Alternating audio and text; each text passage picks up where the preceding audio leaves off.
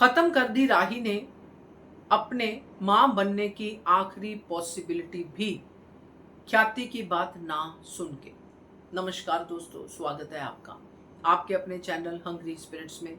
Hungry spirits देख रहे सारे दर्शकों का मैं अंजू शर्मा दिल से स्वागत करती हूँ। राही की बातें सुनकर आज बहुत धक्का लगा, बहुत ज्यादा। किस तरह का ये प्यार दिखा रही है प्रेम के प्रति। क्या ये प्यार जो है राही का, ये उसके पति के लिए हेल्दी है?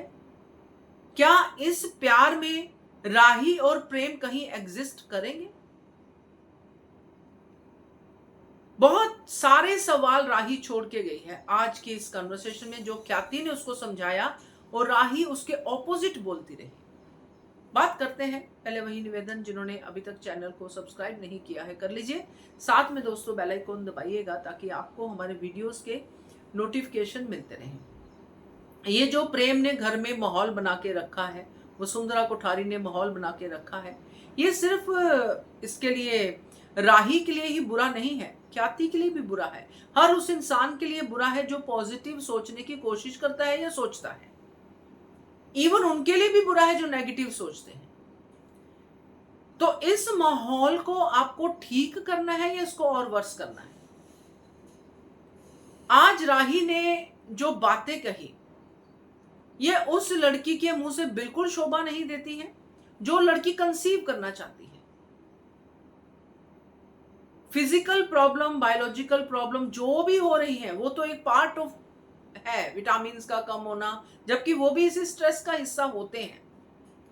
मगर यहां पर आप जो कर रही हो राही, जो इसका किरदार कर रहा है, ये सीधा सीधा इस बात की तरफ इशारा करता है कि अगर राही के अंदर फिजिकल वो बीमारी ठीक होने के बाद मां बनने की पॉसिबिलिटी हो सकती है, उसको भी राही खत्म कर रही है।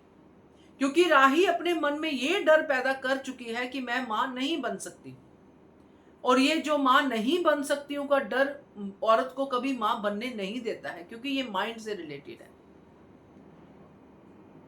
तो राही इस राह पे चल पड़ी है। राही प्रेम के पैरों की धूल बनने चल पड़ी है। इनफैक्ट अगर कहें कि जो चीजें मेल्स बोलते हैं कि तू तो मेरे पैरों की जूती है, जो वनराज अनुपमा को बोलता था, XYZ गौतम प्रार्थना को बोलता था तुम तो कमजोर हो, तुम तो मेरे पैरों की धूल बनने के लायक नहीं हो, राही खुद बनने चली है। अब पैरों की धूल के साथ क्या होता है ये शायद राही को पता भी नहीं है, शायद डायलॉग ही बोल गई है।